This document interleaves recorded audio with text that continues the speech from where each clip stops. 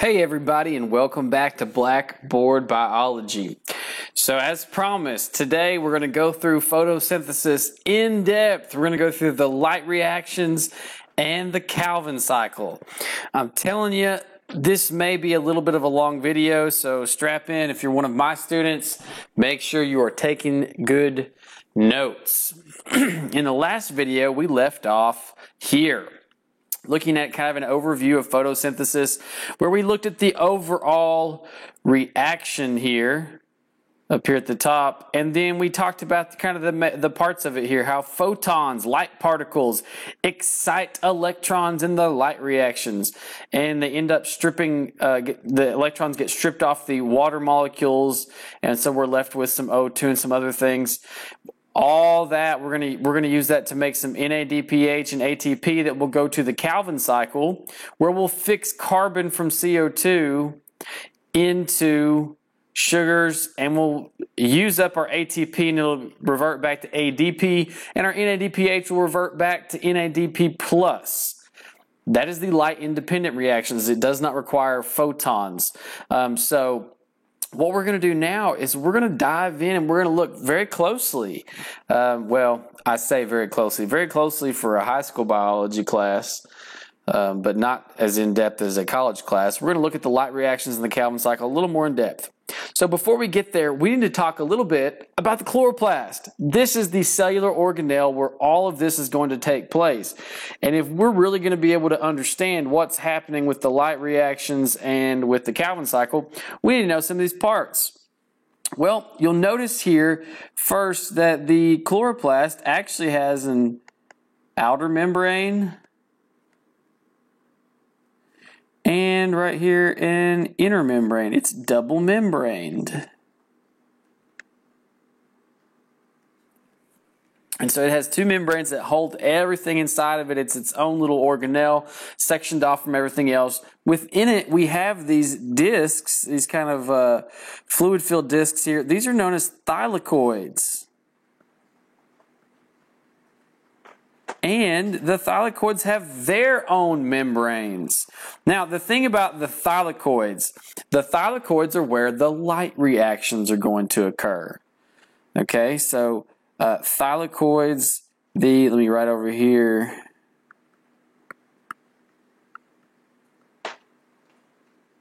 The light reactions are going to occur in the thylakoids. Now, these thylakoids are going to be arranged into, and let me switch colors there. That's not a very easy to see color. These thylakoids are going to be arranged into stacks known as granum. All right, a granum is singular, one, grana would be plural, multiple stacks. Now again, the reason this is important because we need to know where in the chloroplast that the light reactions are going to occur, and then where in the chloroplast is the Calvin cycle or the light independent reactions going to occur.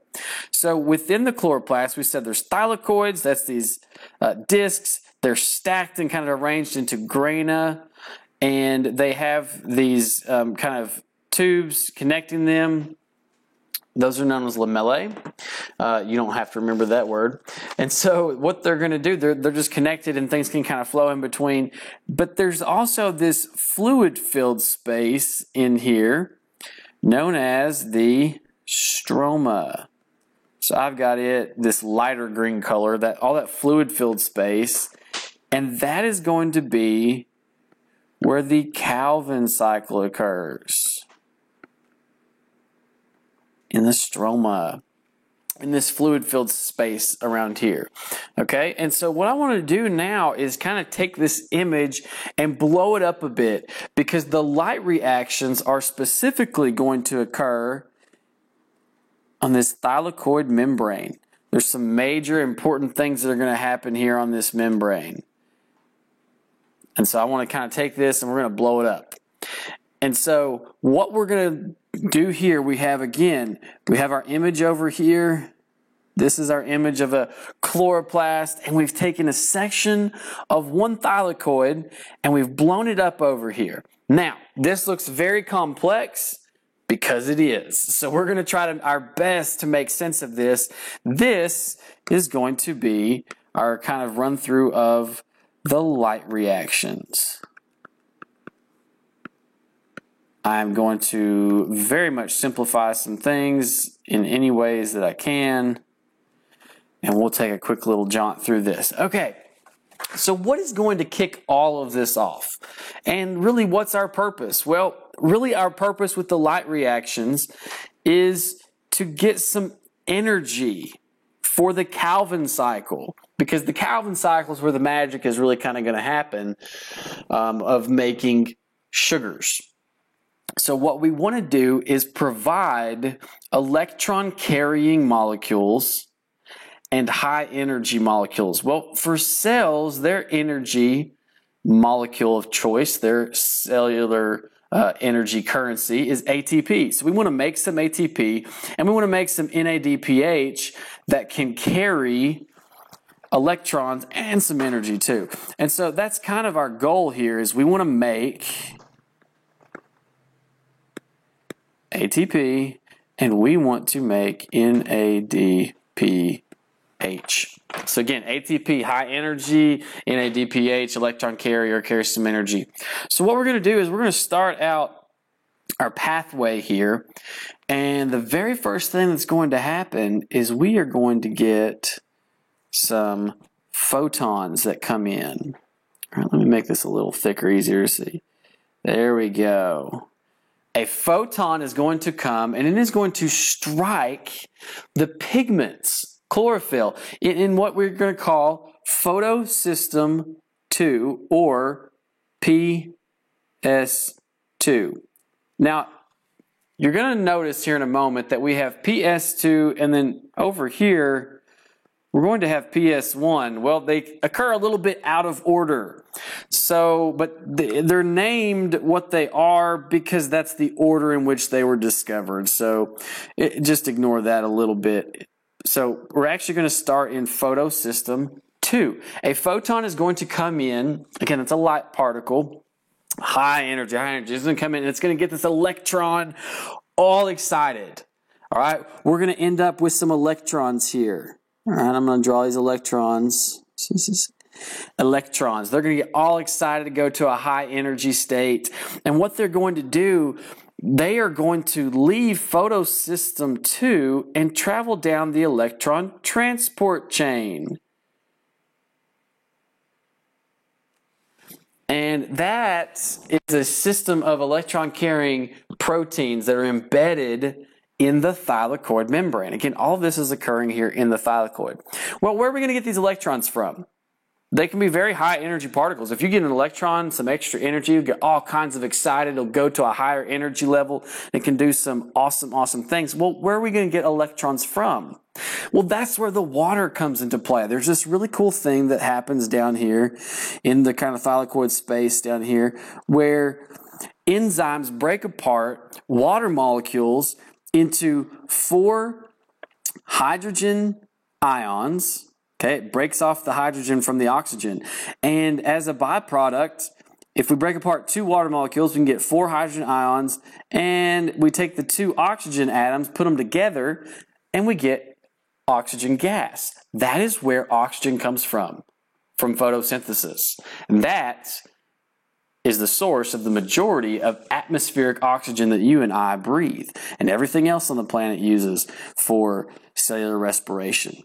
Unless, of course, they do anaerobic respiration, but that's a discussion for another video. And so what happens then is because we have stripped these apart, these hydrogen atoms have become ionized. This is basically, these are just single protons. Their electrons go up here and can be used and taken by photosystem 2 and energized, given extra energy. They will pass through, again, these proteins here, this network of proteins right here, and they'll pass through that. And the reason that I've kind of drawn this arrow going down is because as the electrons pass through that, some of that energy is used. It's used to make ATP, and some of it's used to make NADPH. And so it loses some energy as it goes. And so what it needs to do, along will come another photon and strike photosystem 1, where the electrons can be re-energized a bit, and they'll travel down another electron transport chain, all right, and they'll come all the way over here, and this is a wonderful, wonderful protein known as ATP synthase. All right, and what ATP synthase does is it synthesizes ATP. So it takes them that, so as these electrons are moving and things, they're providing energy. And what will happen, this first electron transport chain right here, one of the things it will do is it will take, I've got little blue dots everywhere. Those are those hydrogen ions. Well, there's some hydrogen ions outside of the thylakoid.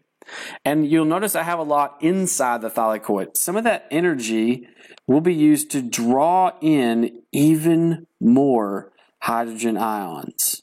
And what that does, by generating a lot of hydrogen ions in here and leaving fewer out here, we create what's called a concentration gradient.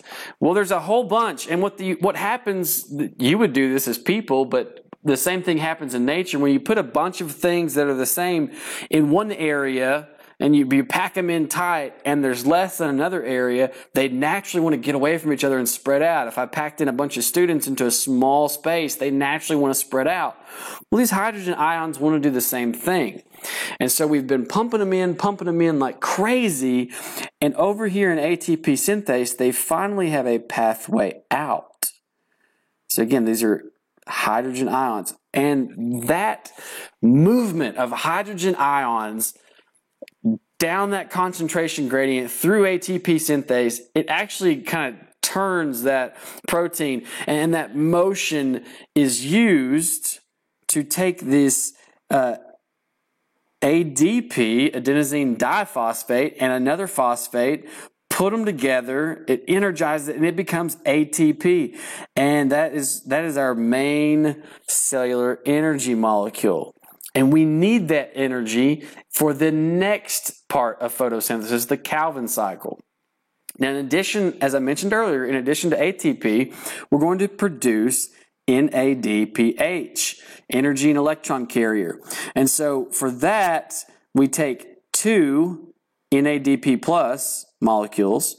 We're going to take 2 hydrogens, that's where the H comes in, and we need 4 electrons to balance out all the charges and make everything hunky-dory. And so all of that gets put together. Again, it's the proteins involved, and we're going to get 2 NADPH molecules. So if we start all of this, we kick all these things off, and we have 2 water molecules, we can strip 4 electrons off of that, run it all through all this and everything, and we can end up with a couple NADPH, and we'll end up with some ATP. And so what will then happen, that NADPH, let me switch colors up here, something bright. All right, so the NADPH will go out here to the stroma, and so will the ATP. They will exit this area, they will go to the stroma, because that is where the Calvin cycle will occur. Okay, so again, let me recap real quick before we move on. Our whole purpose here is to make ATP and NADPH. We have photons. We have a photon come in that hits photosystem 2, excites these electrons. They move down the electron transport chain, and in the process, some of the energy is used to pull in hydrogen ions. Well, they've lost energy at this point, and so we need to re-energize them with more photons in photosystem 1. They will travel down another electron transport chain, and some of them will be used to make NADPH. Some of it is that energy is given, and it moves these hydrogen ions. Well, excuse me, actually these hydrogen ions move with the gradients. They actually go back on their own. They'll move through ATP synthase, and in that process we produce our ATP we need and our NADPH, and those products of the light reactions will go to the stroma where they'll take part in the Calvin cycle. So now let's turn our attention to the Calvin cycle. And again, if you are taking notes, feel free to pause the video, rewind, do whatever you need to do to get some of this written down. As we move on and we look at the Calvin cycle, it truly is a cycle. So this is the Calvin cycle.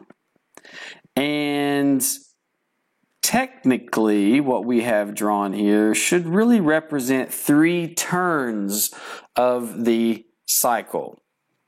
Okay?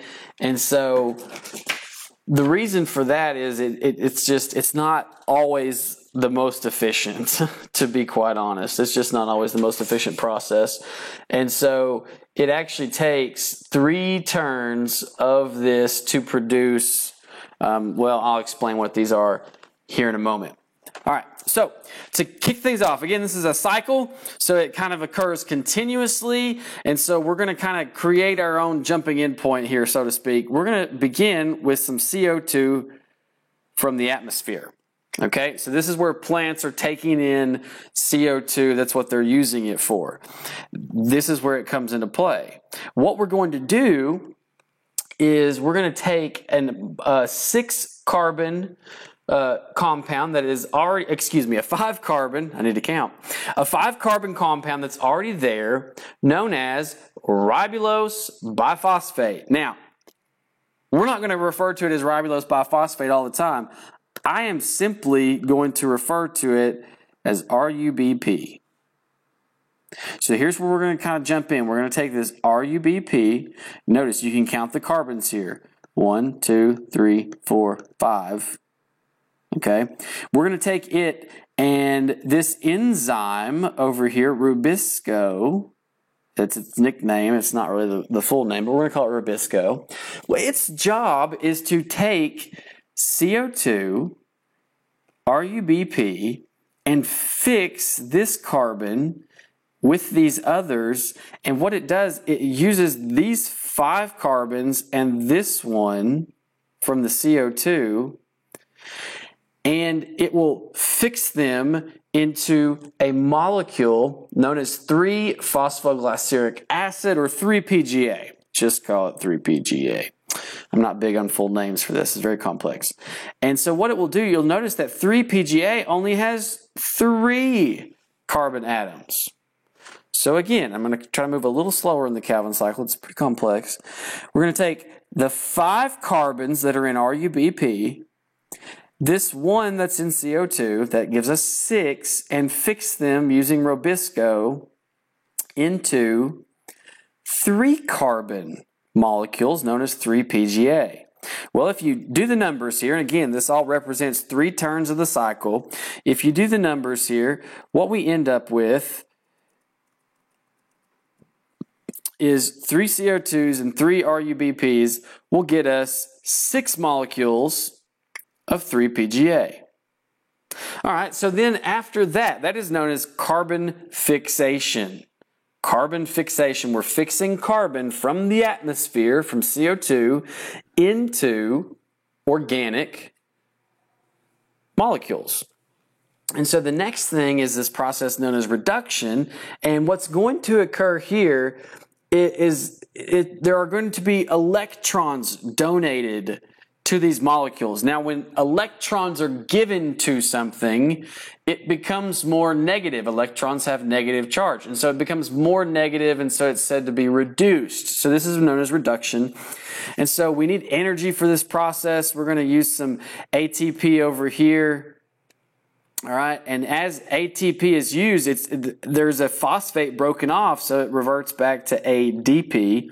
So there's some energy used, and then NADPH is going to donate electrons. And the way that it does that, the end result is it gets broken apart, and the hydrogen ions come off of it, as do the electrons as they're donated to the molecules that we're working with. Again, that 3-PGA is going to get those electrons. And through this process of reduction, we're going to make another, we're just making some kind of variations here, another 3-carbon molecule known as G3P. Now, G3P is actually hang on, I'm mixing up names here.